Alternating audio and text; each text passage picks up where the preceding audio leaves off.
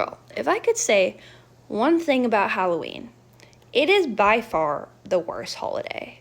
Because the moment that you step into those costumes, men suddenly think that they can get away with anything.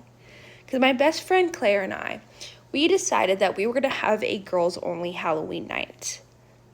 It was the worst decision we could have ever made. Because it was supposed to be no boyfriends. Because honestly, like, what man cares about dressing up? Like, they just throw on a t-shirt and, like, some jeans with some fake blood and say that they're a zombie. Well, we have spent the last 4 hours contouring a skull onto her face and bejeweling a corset. Okay, so yeah, it was gonna be a girls' night. Or so I thought. Because when the guys heard about this, they got all butthurt and they're like, fine, we'll do our own thing. Boys' night. And I was like, you know what? Perfect. Two separate worlds. So Claire and I, we hit the first bar. And this is where the night just goes downhill. So I'm dressed up as a dark angel, you know, black wings, all that. And Claire, she's a cat with like glitter eyeliner and little fangs. And this place is like a sports bar type vibe, you know, sticky floors, it's super crowded, the neon lights. But we barely make it to the bar when these two drunk guys corner us, and one is like a half-naked fireman, smells of axe, and the other one's in a toga that should have been left in 2018. But they start fake complimenting us.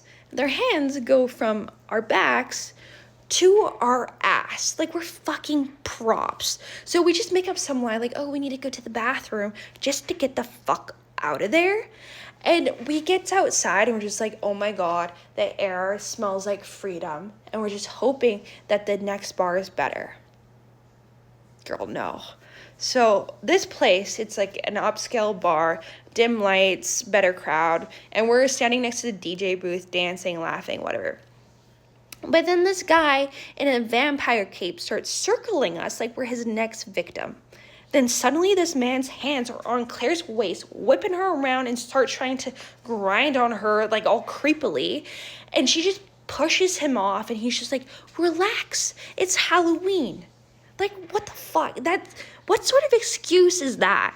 And then the security walks in, thank God, and now the vibes are just gone. We decide to end it somewhere nicer, you know, big downtown club, marble floors, neon bar, music vibrating through the roof.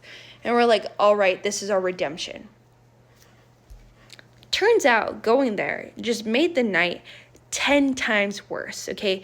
The air smells like blue raz and champagne. We sit down, order drinks, start laughing again. It feels good. But then Claire freezes mid-sip and her eyes lock across the room. So I follow her gaze and my stomach just drops. Because we see a group of guys whose faces just look way too familiar. Our boyfriends. And they don't see us yet, but we see everything. And that's when it all implodes.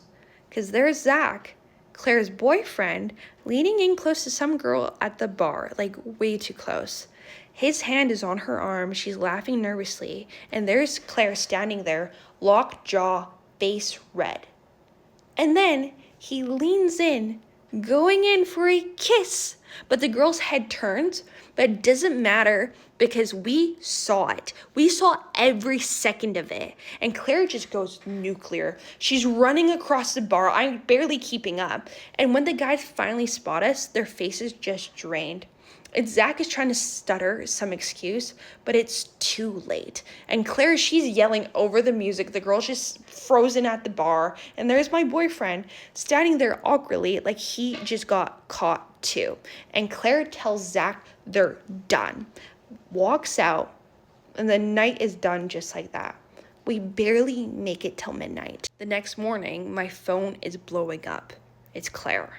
And her nightmare is only getting worse because she's crying, shaking, telling me that she can't live at her apartment anymore because her and Zach used to live together for the past 2 years. You know, shared bills, shared furniture, whole couple life. And now she's packing a suitcase, so I just tell her, come stay with me.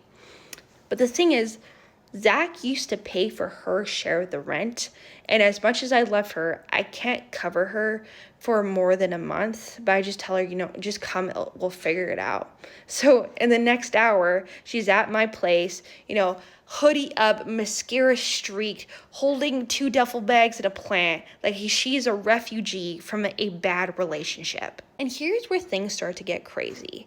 Because for the next few weeks, Claire is just hustling. But every other day, Zach comes banging at the door, yelling at her like, you need me, I miss you, you can't live without me. Full on gaslighting her. But she's working late shifts at her retail job, trying to get extra hours. And when I come home, she's like half asleep on the couch with her laptop open, researching other options like it's a final exam.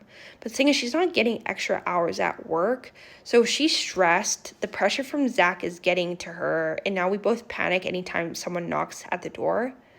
But my girl, she refuses to quit. And one night, near the end of the month, I'm sitting on the couch, half asleep watching Netflix, when I hear a scream from the kitchen.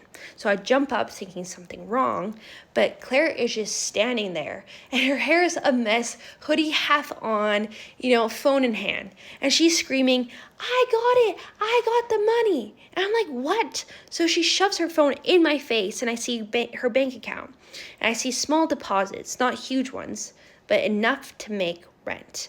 And I'm like, how? And she starts explaining to me that one of her side hustles worked out. And she's bouncing out of the room telling me, I'm just watching her, because she was a girl who was crying on my couch 3 weeks ago, is now dancing because she figured out a way to survive on her own. And she even shows me how to do it.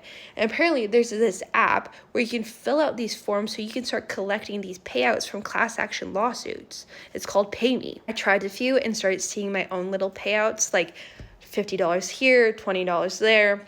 Nothing crazy, but enough to start planning our comeback. So we saved up enough money for a Miami's girls trip, new chapter, no drama, no men, just sunshine, drinks, and independence.